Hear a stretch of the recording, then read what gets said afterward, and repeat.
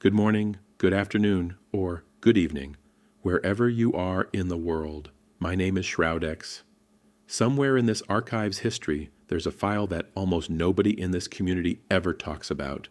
And once you understand what it actually is, that silence starts to feel less like an accident and more like a small, ongoing injustice. It's not obscure because it's boring. It's not skipped because it's badly written. It's overlooked because of a strange kind of irony baked directly into its own existence.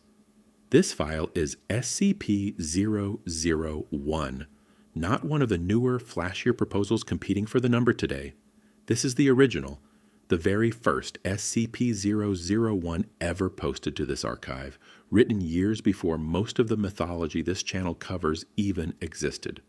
And somehow, that fact alone has made it one of the least discussed files with this exact number on the entire site. This is Dr. Gear's proposal. This is the prototype. One quick programming note before we start. This episode is going to feel different from the last two SCP-001 breakdowns on this channel, and that's intentional. No apocalypse, no immortal founder, no ancient god hiding behind a nursery rhyme. Just a case file, and the surprisingly large shadow it's been casting over this entire archive without most people ever noticing. Before we get into what this file actually contains, it's worth sitting with why a channel like this one, and dozens of others like it, keep walking straight past it. Every other SCP-001 proposal we've covered on this channel reaches for scale. A sun that ends the world in a single day. An entropic god fought across thousands of years by an immortal founder. Proposals built specifically to feel like the single most important secret the Foundation has ever kept. This file doesn't do that. On its surface, it reads like a fairly ordinary monster containment report, a creature found in the jungle, a recovery team, a dangerous ability, no civilization-ending stakes, no cosmic horror, no century-spanning tragedy. That surface-level simplicity is exactly why creators keep skipping it in favor of the bigger, louder proposals. But that simplicity is also the entire point, and once you know the story behind why this file looks the way it does, you'll understand why skipping it means missing one of the most quietly important documents in this archive's entire 18-year history. There's also a simpler, more practical reason this file rarely gets picked for a video like this one. It's short. Compared to the sprawling, multi-thousand-word proposals this channel has already covered, this file is barely a page, written in a rougher, less ornamented style. For a creator chasing the biggest possible story, a short file with no cosmic stakes is an easy one to scroll past. What that instinct misses is that some of the most historically important documents in any archive were never the longest ones. They were just the ones that happened to be first. There's a third reason, too. One that's a little harder for this community to admit out loud. Being first doesn't automatically mean being definitive. This proposal has existed alongside dozens of competitors for the 001 slot for the better part of 2 decades now, and in that entire span, it's never once managed to overtake the more elaborate, more mythologized proposals in popularity. Ask most fans of this archive to name their favorite SCP-001, and you'll hear the Scarlet King, the Gate Guardian, maybe one of the two we've already covered on this channel. Almost nobody says the prototype. And it's genuinely rare to find a dedicated video essay anywhere on this platform that gives it more than a passing mention inside a larger list. Here's the detail most viewers watching this channel have genuinely never heard before. This proposal isn't just old, it's the origin point. Posted on July 27, 2008, Dr. Gear's proposal is, by the archive's own recorded history, the very first SCP-001 entry ever written for the modern SCP Wiki. Think about what that actually means. Every single file this channel has ever covered, every object class, every containment procedure, every piece of clinical documentation format. This channel has spent 2 full episodes explaining to you. All of it exists downstream of a decision made when this file, and a small handful of others from that same earliest era first established what an SCP document was even supposed to look like. It's also why the writing itself feels different the moment you start reading it. This file comes from before the archive had settled into the polished, standardized format you're used to seeing on this channel. Fewer clinical addenda, looser structure, a rougher, more direct kind of horror writing, closer to a field report scribbled under pressure than a document that's been revised by a community for over a decade. Reading it today feels a little like looking at a rough first sketch underneath a painting you already know by heart. Context matters here too. This file was posted only weeks after the SCP concept itself made the jump from an anonymous image board post to a dedicated collaborative wiki, back when the entire idea of a shared, numbered universe of anomalies was still being figured out in real time by a small handful of early contributors. Nobody writing at that point knew this project would still be actively growing nearly 2 decades later, let alone that this particular file would end up sitting at the very top of the numbering system the whole community eventually built around it. It was written the way most true firsts are written, without any idea of how significant it was about to become. The file's containment history begins not in a lab, not in a Foundation facility, but on an ordinary rural road in Guatemala with a group of boys who had no idea they were about to become the first recorded witnesses to what this archive would eventually number 001. They described what they saw simply as a demon, something sick or injured, panting and jerking its legs at the side of the road. When it finally lifted its head and exposed what witnesses called its eye, the boys ran, and they weren't the only ones who noticed something had arrived. Over the following days, locals reported hearing horrible roaring and shrieking carried across the area at night. The human cost escalated fast. 12 people were admitted to a local hospital suffering from severe radiation poisoning. 7 more were reported missing entirely, never accounted for in the file's surviving records. That combination, radiation exposure, alongside a rising body count of the missing, was enough to pull this from a local rumor into something requiring the kind of response only the Foundation's earliest incarnation could offer. It's worth noting how little ceremony the file gives this moment, especially compared to every other origin story this channel has covered. There's no O5 Council debate, no dramatic emergency briefing, no philosophical framing about secrecy and containment, just a rural road, a handful of terrified witnesses, a hospital filling up with radiation cases, and an organization still early enough in its own history that responding to something like this wasn't yet routine. If our orientation episode explained the machine the Foundation eventually became, this is one of the very first times that machine was ever switched on. What the recovery team eventually found matched almost nothing they'd trained for. A tall, emaciated, almost skeletal humanoid figure, standing well over 6 feet, weighing barely more than most house cats relative to its height, with gray-brown skin the file's own notes suggest could easily be mistaken for bruising. Its head is spherical and disproportionately large for its thin neck to comfortably support. Its mouth stretches unnervingly far around its skull, lined with teeth described as broken, rotten, or chipped. Less like a predator built for the job, and more like something wearing the idea of a predator without quite finishing the design. And at the center of that mouth sits the detail witnesses kept returning to. A single large milky blue eye resting where you'd expect a tongue that only becomes visible when the creature opens its mouth wide enough to let it roll into view. 3 fingers on each hand, each ending in sharp black points. Legs and arms roughly twice the length of its torso, giving its movement, according to recovered testimony, an unsettling, disjointed quality that never reads as quite human even at a glance.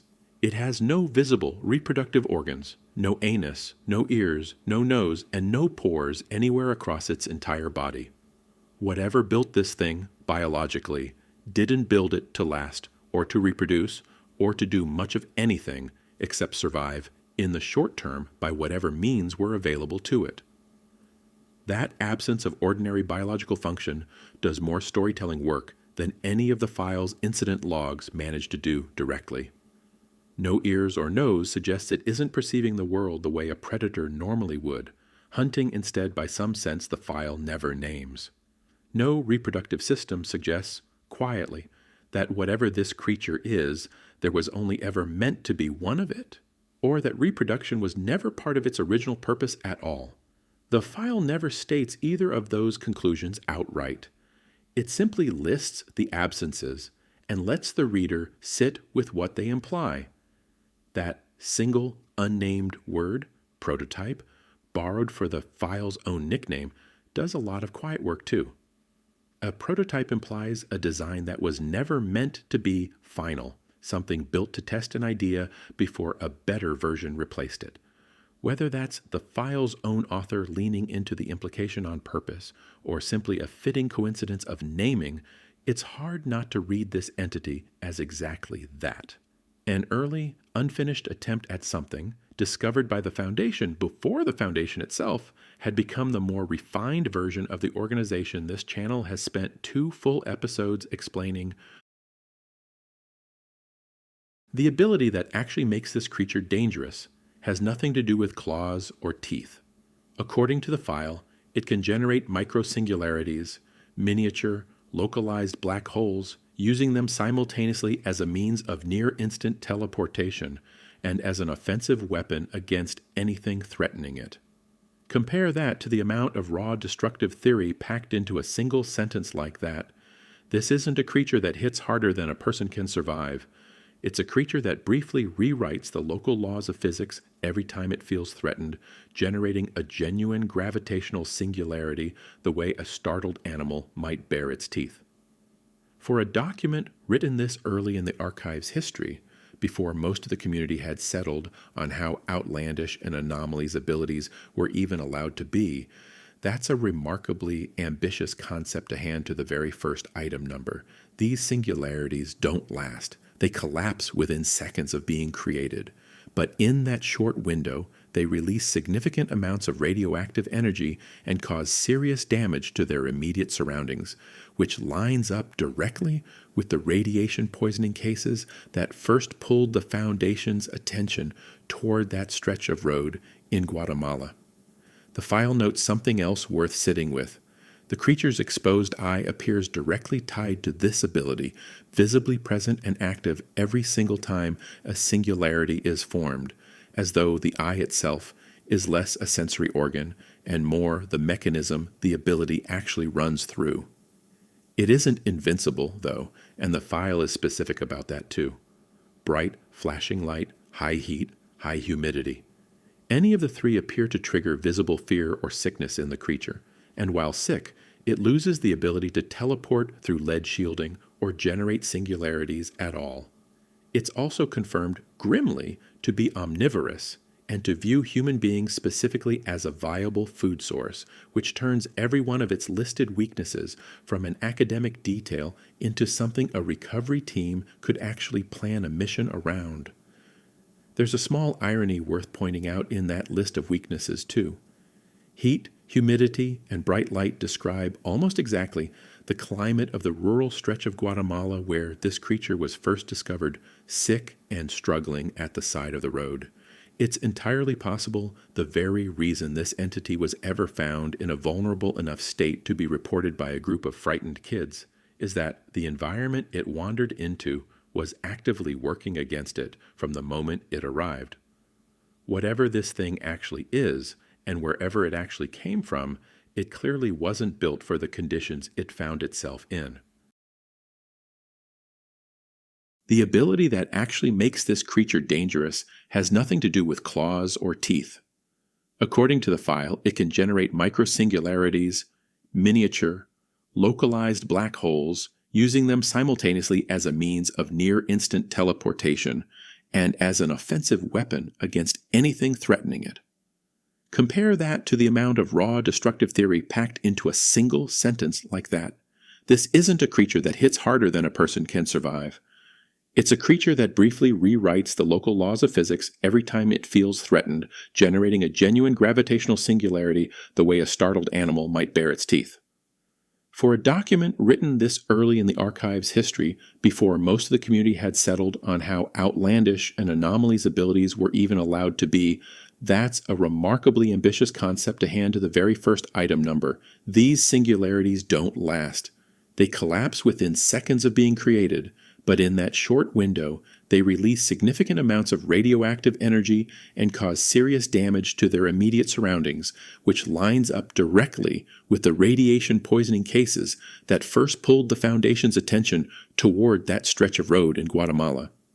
The file notes something else worth sitting with. The creature's exposed eye appears directly tied to this ability, visibly present and active every single time a singularity is formed, as though the eye itself is less a sensory organ and more the mechanism the ability actually runs through. It isn't invincible, though, and the file is specific about that too.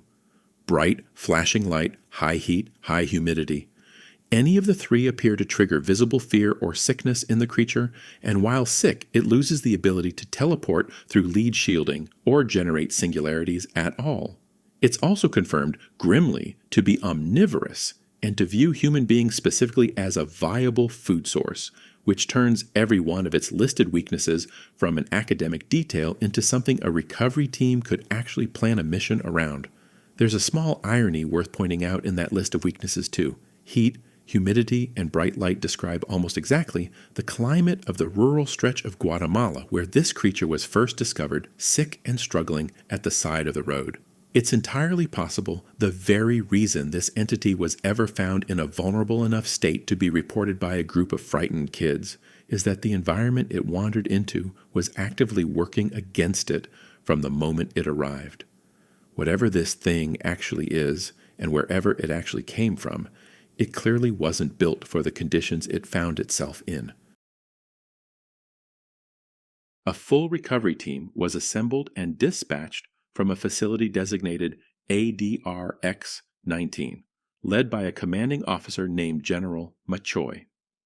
Standard containment procedures, whatever counted as standard in this earliest era of the Foundation's operations, failed on first contact. Deploying a full military-style recovery team, led by a named general rather than a research director, tells you something about how this earliest version of the Foundation actually operated compared to the version this channel usually shows you. Our orientation episode described a Foundation built around research, procedure, and careful long-term containment. This file shows something closer to its ancestor, a response built around raw military force meeting an unknown threat head-on, before decades of accumulated case studies taught the organization that force alone usually wasn't enough. The file doesn't elaborate on exactly what that first failed attempt looked like on the ground, and that omission says something too. Modern SCP files, the kind this channel usually covers, tend to walk you through a failure in detail step by step, addendum by addendum. This one simply states that containment failed and moves directly to the consequence. It's a document written by people who were still living through the event it describes, more concerned with getting the next necessary step down on paper than with building a satisfying narrative arc out of their own mistakes. That failure forced the recovery team to escalate, and this is where the file quietly does something almost no other SCP-001 proposal manages to pull off. It doesn't just describe a dangerous creature. It describes the exact moment a piece of vocabulary this channel has used in nearly every single episode was born. New, more advanced containment protocols were developed specifically for this entity by a researcher named Dr. Hermann Keter. Testing those new protocols cost Dr. Keter his life. He died during the very first attempt to put his own containment work into practice, and only after that failure was the entity finally successfully moved to ADRX-19 for long-term holding.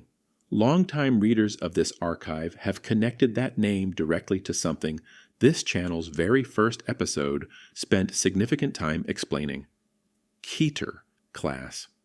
The designation used across this entire archive for anomalies whose containment is difficult, costly, and never fully guaranteed. This file never states the connection outright in so many words, but the implication sitting right there in the text is hard to miss once you've seen it. The single most iconic classification word in this entire universe may trace directly back to one researcher's death, inside the very first case file this archive ever produced. Sit with the weight of that for a second, because it's easy to read past on a first pass. Every time this channel has said the word Keter across every episode we've ever produced, we've been using a term that, by this reading, exists because one researcher, working on the very first anomaly this organization ever tried to contain, didn't survive testing his own solution. It turns a piece of vocabulary this channel has treated as pure procedure into something closer to a memorial nobody involved ever intended to create. The Foundation didn't set out to name its hardest classification after a fallen researcher. If this connection holds, it happened by accident, the same way most real memorials do. There's a second piece of community discussion worth mentioning here, tied to a completely different, much later file that briefly used the label Keter duty before the classification system as we know it today was fully locked in. That detail doesn't change the core implication sitting inside this file. If anything, it suggests the name Keter was already circulating informally around this exact case, well before it hardened into the formal, universe-wide classification every single episode on this channel has used ever since. None of this is presented as confirmed official history, and it's important to say that plainly. The Foundation in the fiction has strong incentives to keep its own origin story vague, even from most of its own staff. The same compartmentalization instinct our orientation episode already walked you through in detail. What we're doing in this episode is the same thing careful researchers inside that fiction would be doing with a file this old, reading closely, cross-referencing what little evidence exists, and being honest about exactly where the confirmed record ends and the informed guesswork begins. Here's a detail that surprises almost everyone who reads this file for the first time, including plenty of longtime fans of this archive. Despite everything you've just heard, despite the radiation, the body count, the death of the researcher who developed its containment protocol, this file assigns no standard object class at all. No safe, no Euclid, no Keter, despite how directly connected the word itself appears to be to this exact case. That's not an oversight on the author's part. It's a reflection of when this file was actually written, back before the archive's classification system had been formalized the way you've come to expect from every other episode on this channel. This document predates the rules it may have helped inspire. It's a rare, genuine piece of in-universe archaeology, a file old enough to exist before its own vocabulary had fully caught up with it. Compare that to the two other SCP-001 proposals we've already broken down on this channel. Both of those files open with a clean, confident object class line, Apollyon, Keter, printed at the very top, exactly the way our orientation episode taught you to expect. This file has no such line to offer you, and once you understand why, that absence stops feeling like a mistake and starts feeling like a kind of honesty. The Foundation hadn't figured out how to talk about anomalies like this one yet. This file is the reason they eventually did. There's a line of community commentary about this file that's stuck around for over a decade now, and it's worth repeating plainly because it reframes everything you've just heard. Despite being SCP-001, the single most mythologized number in the entire archive, written by one of the site's most foundational contributors, the prototype is almost deliberately unremarkable, a dangerous monster with a strange ability, nothing more, nothing less. And that's not a flaw. Being the very first anomaly this Foundation ever formally contained doesn't obligate an entity to be cosmically significant. Some of the most quietly effective horror in this entire archive comes from exactly that kind of restraint. A monster that never asked to be mythologized, sitting at the top of a numbering system that would eventually be filled with gods, apocalypses, and immortal founders it never had any idea it was about to make room for. There's an argument to be made, too, that this file's plainness is precisely what makes the Keter naming implication land as hard as it does. If this were a cosmic entity on the scale of the Black Moon, a researcher's death during containment testing would feel almost expected. One tragedy among many in a story already built around enormous stakes. Here, in a file this modest, that single death stands out instead of blending in. It's the loudest thing in an otherwise quiet document, which may be exactly why it's the detail that ended up outliving everything else the file describes. In a strange way, that makes this file more honest about how most horror actually starts than almost any other proposal competing for this number, not with prophecy, not with cosmic significance announced in advance, with a sick, frightened creature on the side of a road and a group of boys who had no idea what number history was about to assign to what they'd just seen. It's worth comparing that restraint directly to the two proposals we've already covered on this channel. S. Deloc's Sun ends the world in a single day, announced in language built specifically to overwhelm you. Tanhony's Black Moon frames its threat as an ancient mythic force with names stretching back through recorded history. Both of those files want you to feel the size of the stakes from the very first paragraph. This file doesn't reach for that at all, and reading it back to back with the other two makes clear just how different a single number can feel depending purely on which era of this archive's history happened to be writing it that week. So that's SCP-001, Dr. Gears's proposal. The prototype, not the biggest ending this archive has ever written, not the oldest god, not the loudest apocalypse. The very first case file this foundation ever closed, sitting quietly at the root of a numbering system that would eventually grow into everything this channel has spent multiple episodes unpacking for you. It's a strange kind of legacy for a single document to carry. Every viewer watching this video already knows the word Keter. Almost none of them, before today, knew where that word may have actually come from, or that the answer was sitting, largely unread, at the very top of the archive's entire numbering system the whole time. A researcher who gave his life testing a containment method, and quite possibly gave this entire archive one of its most iconic words in the process. A creature that never asked to be important, discovered by boys on a road who just wanted to get home safely that night. There's something fitting about closing this particular episode on a quieter note than usual. Every file this channel has broken down so far has ended with some kind of grand, sweeping idea, a mission statement, an inversion of light and dark, a burden finally shared after millennia. This file doesn't offer anything that large, and it was never trying to. It's a monster, a mistake in containment protocol, and a name that stuck around far longer than anyone writing it down in 2008 could have possibly predicted. Remember, as always, this is one proposal among dozens competing for the same number, and unlike almost every other 001 file this channel has covered, this one isn't trying to convince you it's the biggest secret the Foundation has ever kept. It's simply the oldest, and sometimes that's exactly what makes a story worth telling. If you've enjoyed this deeper, quieter corner of the archive, there are plenty more proposals sitting right beside it that almost never get their own spotlight either. This channel isn't done digging through this particular numbered slot yet, and the least discussed files usually turn out to be the ones with the most left to say. I'm Shroudex. See you in the dark.